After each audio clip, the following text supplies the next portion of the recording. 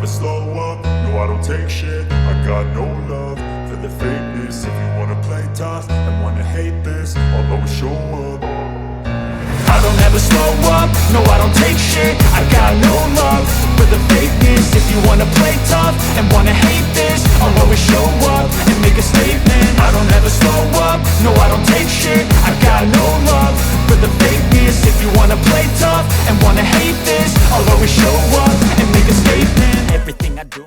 The story I'm about to tell was published in The Guardian on December 18th, 2014, almost a year ago. It had a team of writers because the story unfolds across several different locations. The writers' names are Shiv Malik, Ali Yunus, Mustafa Khalili, and Spencer Ackerman. On October 3rd, 2014, Stanley Cohen's phone rang. Stanley Cohen is an American lawyer living in New York. He picked up the phone and saw a group of Palestinians from the Sabra and Shatila refugee camp on the line. They told him, very distressed, that a new young American aid worker named Peter Kassig had been kidnapped by ISIS. They had seen the video of an English hostage being beheaded by ISIS, and at the end of the video, Jihadi John pulled another Western hostage in front of the camera. They recognized him as Peter and were very upset. Peter had done aid work and nursing in Sabra and Shatila, helped raise money to improve the camp, and was generally a very good person. They also knew that, as was the pattern since August of that year, ISIS was killing one person every 2 weeks. They were worried they might not have more than 2 weeks to save his life. They thought perhaps Stanley Cohen, as a lawyer, might have connections in the region who could help. Cohen is one of America's most controversial lawyers. For decades he's been defending the undefendable, Black Bloc anarchists, Occupy Wall Street activists, radical underground groups, and even Osama bin Laden's son-in-law. These are the people he's defended. In a controversial statement, he even claimed, "All of Hamas's leadership cadre are my friends." To make his profile a bit more complex, it's worth adding that Cohen himself is Jewish. When he heard the Palestinians' plea, without much thought, he politely declined. He figured he hadn't worked with ISIS before and didn't see what he could do here. Besides, he was dealing with other troubles in his life at that point, including a lengthy tax evasion case that had dragged on and on. He had finally agreed to plead guilty and serve 18 months in prison. He says he accepted the plea to get the government off my back, not because of the tax issue, but because of my clients, who they've been after for 7 years. I'll go to prison for 18 months, do legal work for the inmates, and I don't care. A few days after that phone call, someone else called him again. This time it was an old friend, a former US Navy veteran who was now a photojournalist and human rights activist. He told Cohen to go public and talk about Peter Kassig. It turned out this friend was also trying to save Peter's life through another channel, for example, by putting pressure on the government. Cohen thought, this must be fate. 2 different calls from 2 completely different channels in less than a week about the same person. Let's see what I can do. He told his assistant, see what you can find, put together a file. In the file, among other things, there was an interview Peter had given to Time magazine a while ago. As Cohen read the interview, he saw Peter say, I realized this kid was like me. He's 24, 25 years old. If I were 24, 25, I'd most likely go to the Middle East, start doing volunteer work in one of these refugee camps, and there's a chance I'd be kidnapped. He felt a sense of connection. Then there was a letter Peter wrote to his parents from captivity. One paragraph in that letter deeply affected Cohen and kept repeating in his mind for weeks as he worked on the case. The letter ended like this. I wish the paper wouldn't run out and I could just keep talking to you. Just know that I'm with you wherever you go. Every plain, field, mountain, and desert we showed each other before. I'm with you. I love you. He said, when I read that letter, it was like I came alive. Guy. He immediately picked up the phone and called his jihadi contact, starting a behind-the-scenes lobbying operation that was practically inconceivable. In this operation, with the encouragement of the FBI, Cohen persuaded a religious and ideological leader of al-Qaida to negotiate with ISIS to save an American's life. This is the summary of a very complex story. The first person he called was a former Guantanamo detainee, a veteran of the Afghanistan war, whom Cohen had met during the trial of bin Laden's son-in-law. His code name, and the name referred to in this report, and by Cohen, is Qaza. This is because every time this man was seen, a table laden with all kinds of kebabs, red meat, chicken, fish, shrimp, lobster, exotic dishes, and everything else would suddenly appear. That's why he's referred to as Qaza. The group he was in contact with, whose name we'll hear later, also became known as the Qaza group. Cohen had negotiated for years in the region, but this was a new form of negotiation because he had mostly negotiated with the US government until then, meaning the government was his counterpart. Negotiating with ISIS was different. First, he had no idea where to even begin. He only knew he could try to establish a channel to the ISIS leadership. Qaza got back to him saying, "I recently had a successful negotiation to free hostages from Jabhat al-Nusra. There were about 5 Fijian peacekeeping forces who were captured 2 weeks ago in the Golan Heights, and we freed them." Cohen asked him, "What do you think about this kid?" Qaza replied, "He's going to die. ISIS will kill him." Then Cohen explained the plan he had in mind. He said, "Look, America isn't going to pay a ransom for his release. They're not willing to trade prisoners with ISIS, and they won't stop the bombing raids. Those are the things Jihadi John demanded. But my idea is to convince them that ISIS instead will say, 'We are releasing him. We dedicate his freedom to Muslim prisoners around the world, including Guantanamo.' Essentially, it would be a symbolic gesture. This symbolic political gesture is worth more than, say, $6 million to them." Qaza said, "I like this idea. I like it. Let me consult with some of my friends and I'll get back to you." The next day he called back and said, "We're on board to save this kid's life." Now, who is this "we" he's referring to? It's a group of Kuwaitis, including former mujahideen who fought in Afghanistan, doctors, academics, and high-ranking Salafi clerics. At least one of them is on the US government's terrorist list and is sanctioned. Cohen says, "These are people who, after years of war and struggle in the region, have gained a strategic perspective. They dislike the West, they dislike America, but they've learned that instead of war and struggle, you can achieve certain things through diplomacy and negotiation." When Qaza speaks, he always speaks on behalf of the group. His language is always, "We have reached this conclusion, we believe. Our friends think it's advisable that," or "the consensus among our friends is that." This group is also referred to as the Qaza group in this report. The Qaza group despises ISIS. They say it harms Islam and allows America and its regional allies like Saudi Arabia and Jordan to increase US involvement in the region. Kassig himself is important to them because he converted to Islam and took the name Abdurrahman. That's why they believe killing him now that he's Muslim is a very heinous and ugly act. Despite all these disagreements with ISIS, they can establish a weak communication channel with a member of the ISIS cabinet.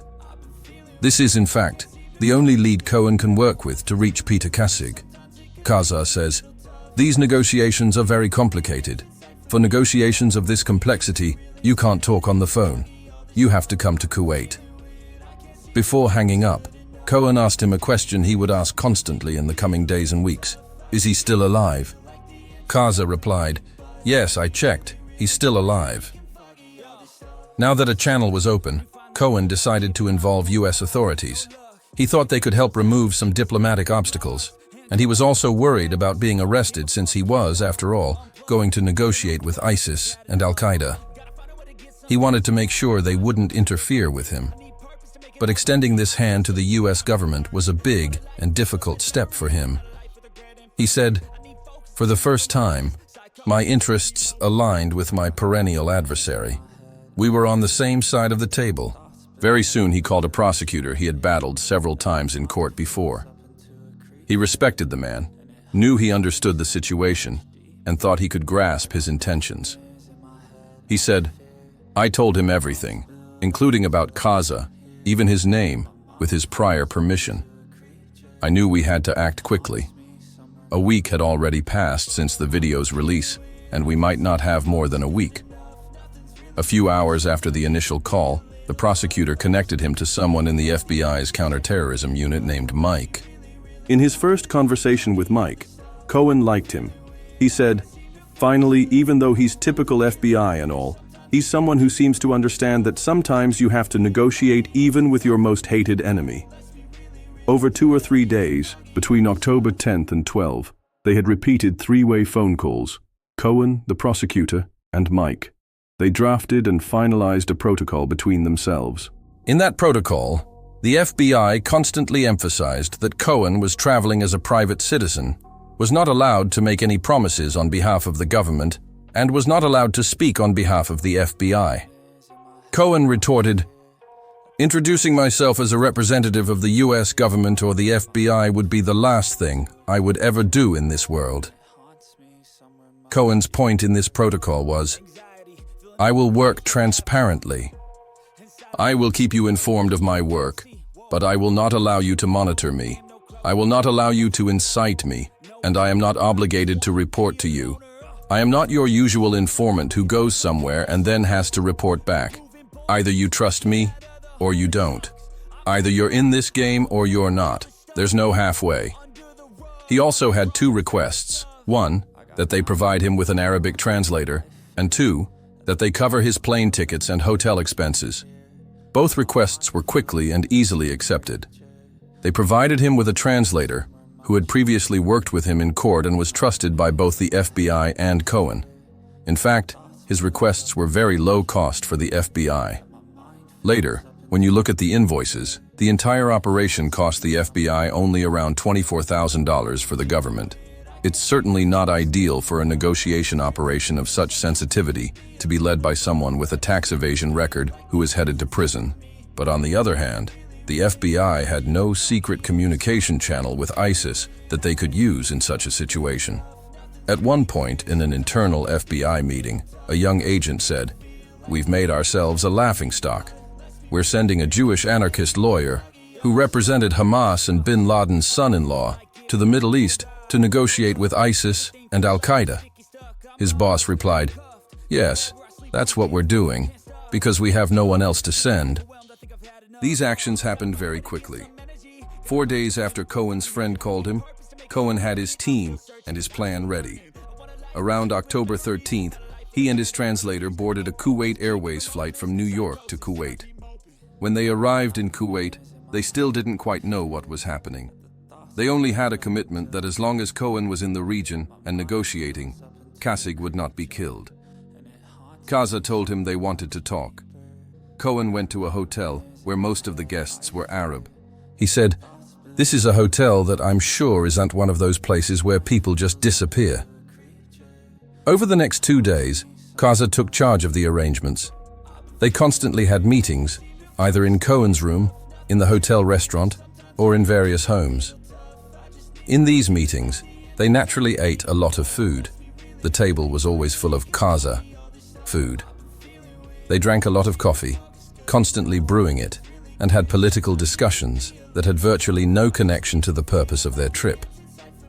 For example, they discussed why the Nasserist movement, referring to Gamal Abdel Nasser's movement, failed in the Arab world. Some sheikhs, who were associated with al-Qaida, and Cohen and the translator were around the table, constantly talking and discussing. The translator glared once or twice, suggesting, "Sir, we didn't come here for this." But Cohen later told him, "That's the nature of negotiation. You might talk for 4 hours about things that seemingly have nothing to do with the meetings or your trip's objective, until you finally get to a vital and crucial sentence." On October 17th, Qaza told Cohen, "The collective opinion of our friends is that the only way to save this young man is to speak with a high-ranking cleric, a member of the ISIS cabinet, a 30-year-old Bahraini man named Turki bin Ali. The control of Jihadi John's sword is in this young man's hand, and the only way to reach bin Ali is through his former teacher, a Jordanian cleric named Abu Muhammad al-Maqdisi. He is the most respected living jihadi cleric." Of course, he and bin Ali now have many disagreements, and this disagreement is what has practically undermined ISIS's religious legitimacy. Consequently, to save this boy's life, those disagreements must first be resolved, but this is the only channel that exists. Muhammad al-Maqdisi is a middle-aged cleric whose fatwas have served as the practical basis for jihadists' actions in various parts of the world. His writings have long justified violent acts, and one of his most famous lieutenants was Abu Musab al-Zarqawi, who later became the leader of al-Qaida in Iraq. Under his leadership, bombing and murder operations occurred in hotels, against Shiites, in Shiite holy sites, against UN officials. And later, when he was killed in Iraq in 2006, his group splintered, and from them emerged ISIS in Iraq, and ultimately ISIS was born. However, Maqdisi had clashed with Zarqawi even before the formation of ISIS and was horrified by him, especially by the way they massacred Shiites. He would say, "Your interpretation of my words is wrong."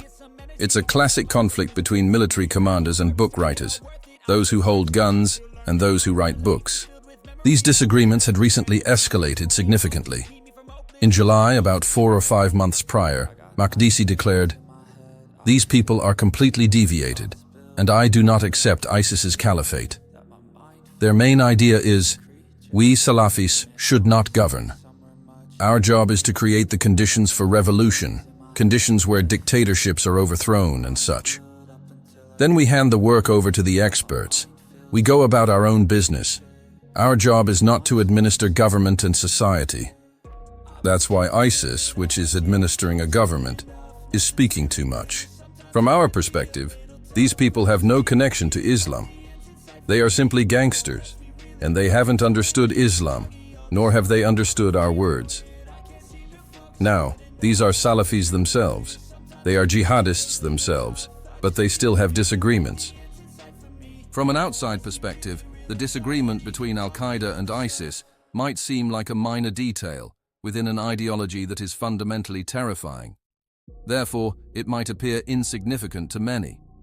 However, their lack of endorsement by Maqdisi is costly and burdensome for them. Even though ISIS is the wealthiest and most powerful jihadi group in the world, losing its base of religious legitimacy is a serious and major problem for a religious group. ISIS had even tried for a while to buy back this legitimacy through a campaign.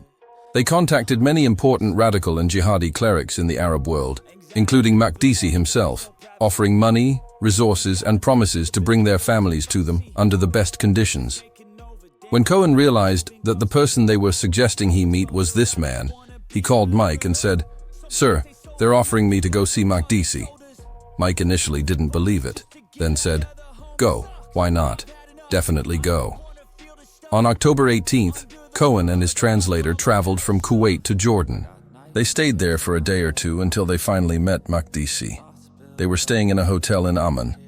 Maqdisi came to the hotel in a beat-up 1997 Hyundai to drive them to his house.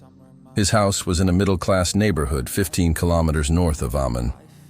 On the way, his car broke down. Cohen said, "We got out." This high-ranking Salafi cleric got out, opened the hood, hit the engine a few times with a wrench until it started, and we continued on our way. They finally arrived at his house, a 5-story apartment building with a white cement facade. They walked up 5 flights of stairs to the 5th floor. Cohen says Maqdisi's children came running to take photos with him, although Maqdisi's wife didn't seem too pleased about an American Jewish lawyer being in their home. The apartment overall seemed tidy.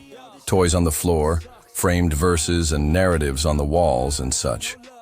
They sat in the living room surrounded by bookshelves. Trays of fruit, nuts, and sweets came out, and they began to eat. Maqdisi also had a cat, which started rolling around their legs and hands. The atmosphere became friendly. Maqdisi was around Cohen's age, and they seemed to get along well. This was consistent. Maqdisi's views were dangerous and hostile. He was a man whose fatwas had been the basis for many killings around the world. But those who met him usually liked him. They said he was a very gentle and meticulous person. First, he spoke Arabic informally and very simply, and usually left a good impression. Cohen also says that over the next few days, they met and discussed many times. He said, "I gradually grew to like this man. Someone told me he's like a Muslim Chomsky.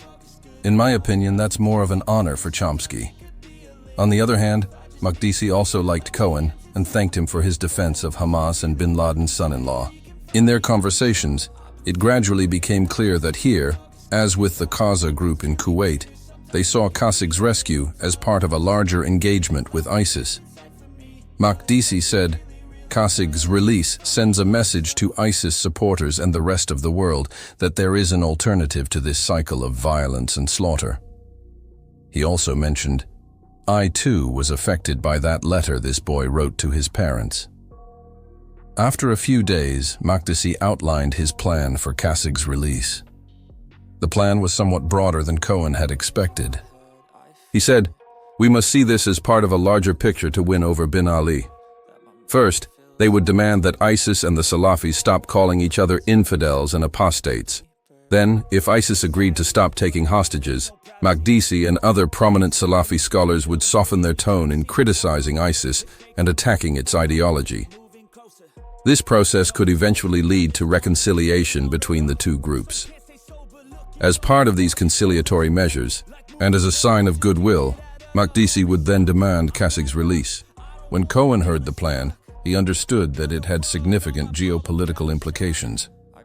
If it led to these groups joining forces in the region, the entire landscape would change. To initiate contact, since they hadn't been speaking for some time, Makdisi and bin Ali decided that Makdisi's wife would call bin Ali's wife. These extremists, because they have many security considerations, socialize a lot, have many in-family marriages, and their families are all very close. They wanted to use this connection. One major obstacle remained. According to Jordanian law, Makdisi was not allowed to contact bin Ali, since bin Ali was the leader of ISIS, and Makdisi himself was an important figure among jihadists. Makdisi had only been released from prison a few months prior for charges related to contact with terrorist groups, and he didn't want to go back or face any new threats. Now it was Cohen's turn to see what he could do. On the afternoon of October 22nd, Cohen texted Mike to see if they could contact Jordanian intelligence and arrange for Makdisi to speak with bin Ali about this matter. Mike replied that he would need more details to know exactly what kind of permission he was requesting. Over the next few hours, they finalized a protocol via email, limiting the contact to a conversation between the two religious leaders about hostage release, along with some customary pleasantries. Jordan also agreed that the call wouldn't need to be made from an intelligence building or similar facility, and Makdisi wouldn't be interrogated because of it. And of course, the Jordanians and Americans wouldn't track the call to provide coordinates for a drone or missile strike on bin Ali's location. Makdisi asked for permission to speak with bin Ali beyond Kassig's case to discuss the complete cessation of taking journalists and Muslim citizens hostage. This was agreed to. At 8:30 p.m. on October 23rd, Mike messaged Cohen, I just spoke with my Jordanian colleagues. It's a go. Despite the FBI's approval, Cohen was still somewhat concerned for Makdisi's safety, so he suggested they go buy a new cell phone. Cohen, his translator, and Makdisi went to the market in Amman. Although Makdisi didn't want to pay, he still went for the cheapest Nokia phone he could find. The seller assured him it connected to the internet, worked, and everything was fine. They bought the phone and went home. He tried to install WhatsApp on it. WhatsApp was the preferred communication method for ISIS members. After trying for a while, he realized it wouldn't work. It was an old Nokia. He got angry, thinking the seller had tricked him.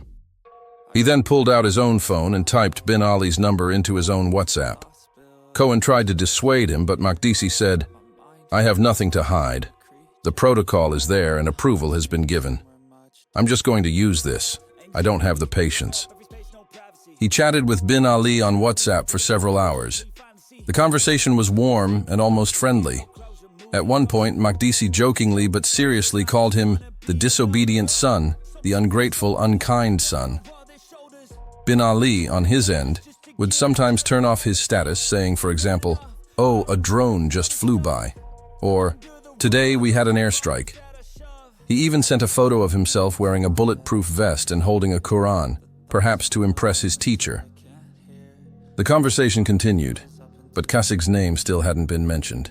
Despite this, Cohen was optimistic and messaged his assistant, it seems like things are on track and going well.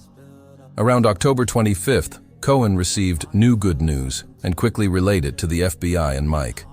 The Qaza group had contacted him and summoned him to Kuwait, saying there was an important matter they needed to discuss in person. Mike asked for his honest assessment of the situation. He replied, "I'm genuinely optimistic. More importantly, the other players involved are optimistic. And most importantly, Kassig is still alive."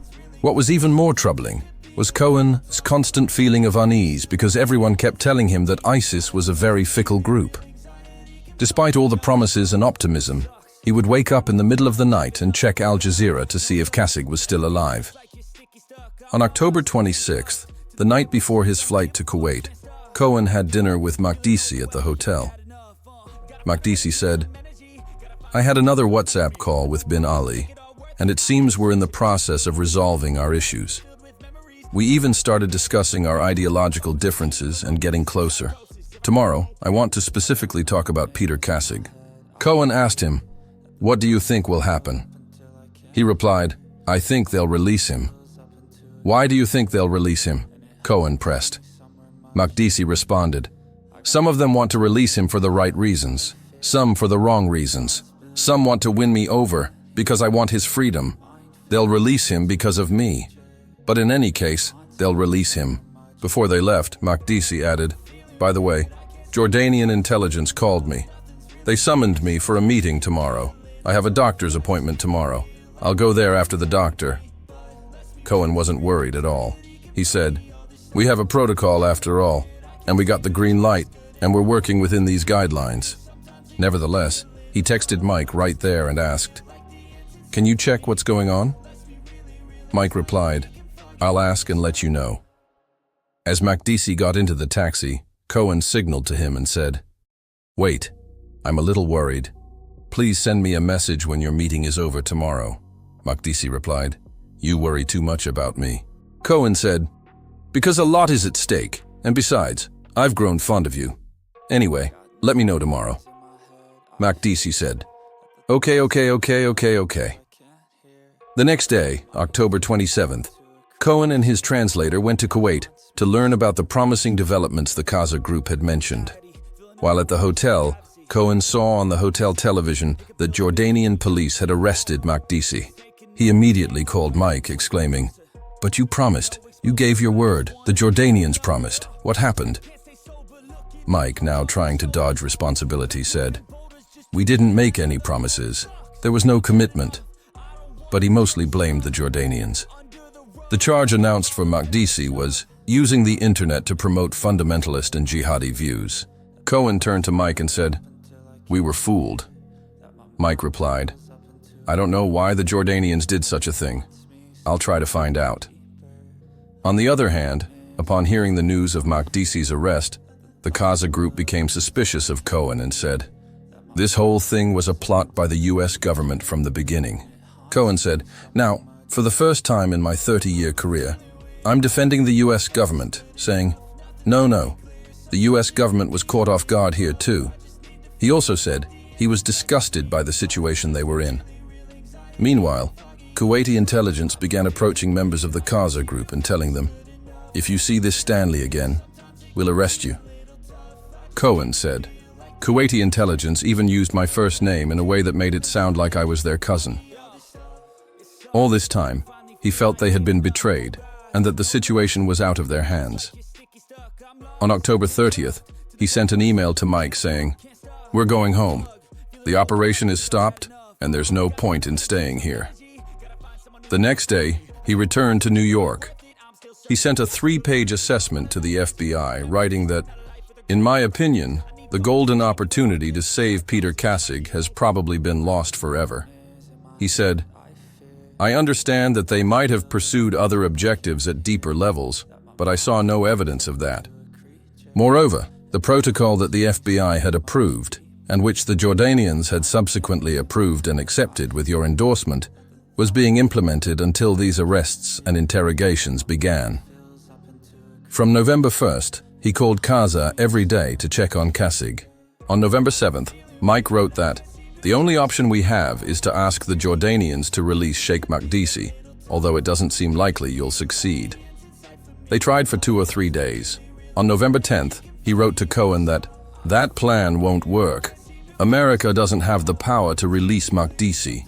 Then Cohen tried to approach it from another angle, asking the FBI to get a guarantee from Kuwaiti intelligence that they wouldn't go after the Qaza group, so Cohen could re-establish contact with them and talk to them. That also led nowhere, and the situation effectively remained stagnant. Even now, Cohen is still resentful and angry about what he perceives as the US government's failure to adequately pressure the Jordanians and Kuwaitis, and he believes the US government did not try hard enough to save an American's life. On November 16th at 5:30 a.m., Cohen received the email he had long dreaded. Mike sent him an email saying, "We're hearing some bad news. I wanted to see if you've heard anything from your sources." Cohen woke up, saw the message, and started calling around. At 7:30 a.m., he emailed Mike. "Talked to Qaza. Says they killed Peter. They dragged it out way too long. Puyem JBZ. It sucks, I've had enough. I don't wanna feel stuck under the rug, all my problems that I shove. I got nightmares in my head, I fear that the thoughts build up until I can't hear, that my mind fills up into a creature, and it haunts me somewhere much deeper.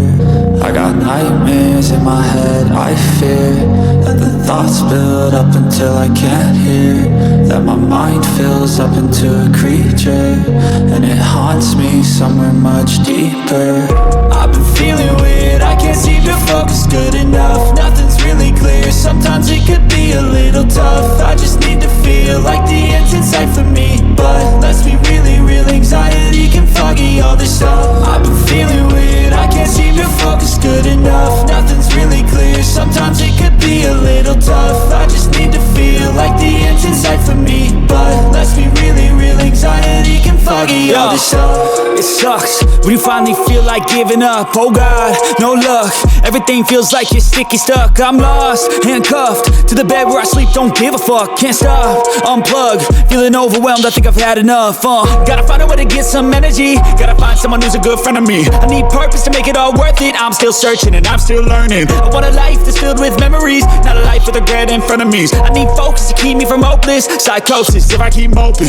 I got nightmares in my head, I fear that the thoughts build up until I can't hear, that my mind fills up into a creature, and it haunts me somewhere much deeper.